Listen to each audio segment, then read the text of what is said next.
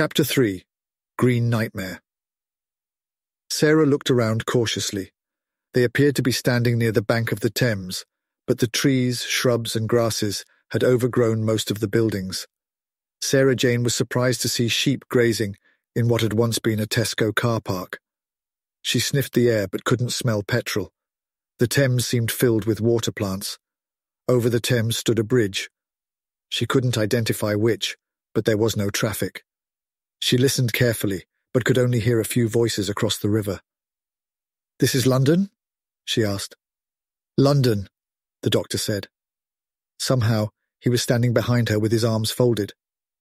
"Almost as quiet as it was during the dinosaur invasion." "I remember," Sarah Jane replied. "We thought it was a Sunday." "This is a Sunday," the doctor said, matter-of-factly, "but I can promise you that the rest of the week is much the same."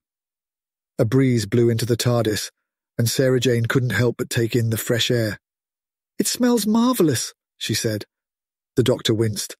"Only if the ends justify the means." Sarah Jane was about to ask him what he meant when they heard someone scream on their right. Because of the foliage, they couldn't see who it was, but it seemed to be someone moving or being moved toward the bridge. Suddenly, they saw a party of 6 people in green uniforms come into view. They were carrying a man onto the bridge who was struggling for his life. Without ceremony, they chucked him over the edge. The man plunged into the water and then struggled back to the surface, but the plants beneath him seemed to reach up and pull him down. Within moments, he had disappeared into the water. The uniformed group wiped their hands on their jackets, congratulated themselves on a job well done, and walked away. The doctor and Sarah Jane were horrified, but before Sarah Jane could speak, the doctor slammed the doors. "Doctor, what just happened?" Sarah Jane demanded. "The Green Police," the doctor said, then walked back toward the controls. "The who?" "People who are willing to kill in order to keep the planet green." "Oh, come on," Sarah Jane began. "Vegans are hardly the Scientific Reform Society." The doctor shook his head. "The SRS were children compared to the Green Police." Sarah Jane approached the doctor slowly. She was trembling a little but tried not to let it show. "What's happened?" "Earth has been invaded by the Crenoids," the doctor began. Sarah Jane's face fell as she remembered their first encounter with them. Chapter 4.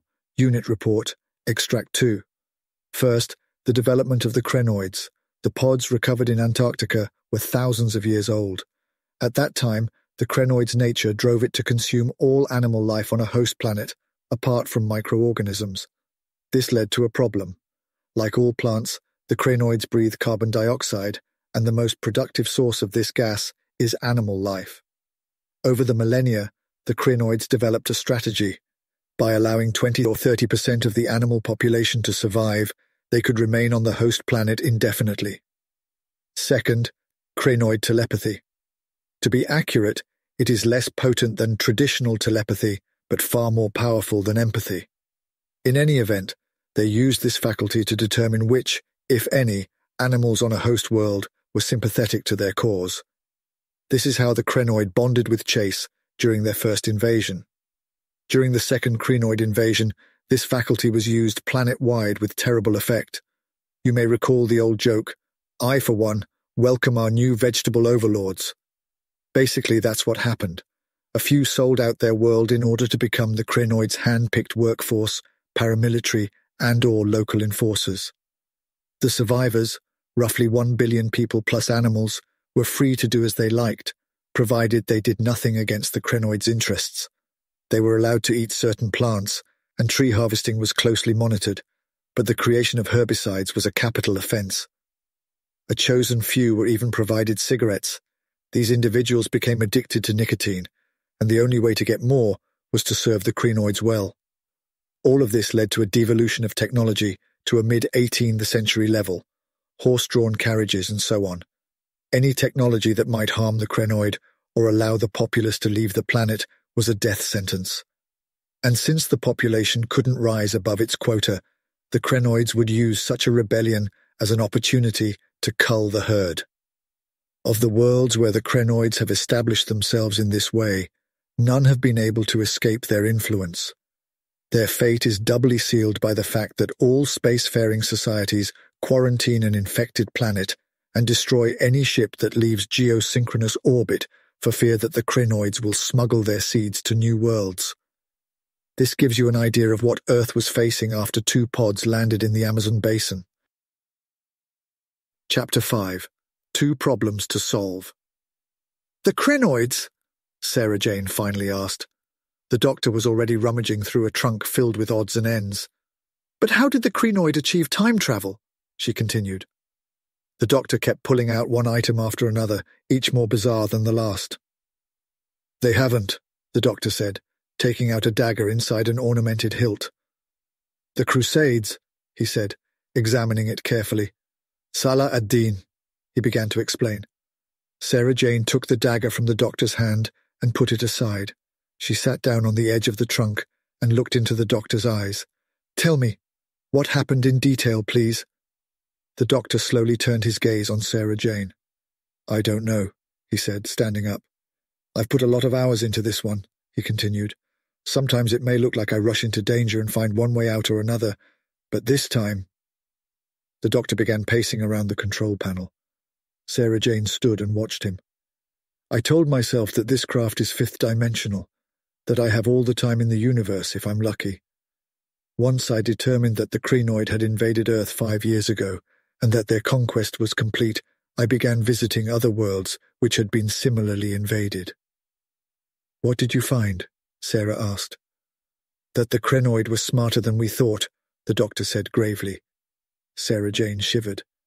"But then," he continued, "I learned something very interesting indeed." The doctor turned to Sarah Jane. "Usually the crinoid take 20 years to engulf a planet. On Earth it happened in days.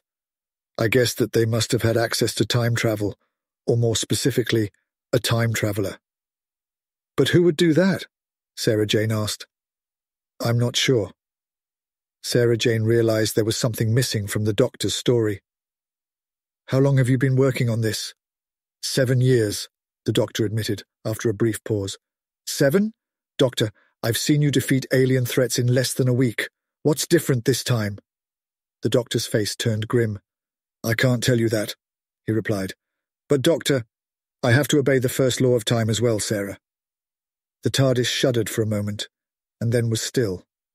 The doctor gave his craft an exasperated look.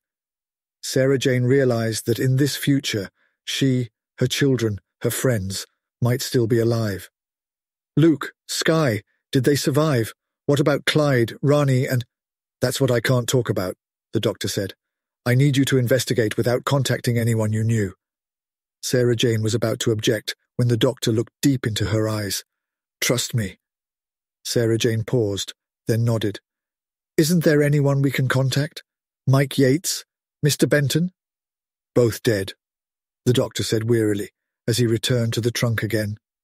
"All of unit, past and present," the doctor continued. "General Bambera lasted 18 months in the desert, but—" The doctor's sentence trailed off as he continued to search. Sarah Jane was trying to take it all in when she heard the doctor gasp. "Aha! Found it!" he cried. "What?" The doctor pulled out a small pen case and handed it to Sarah Jane.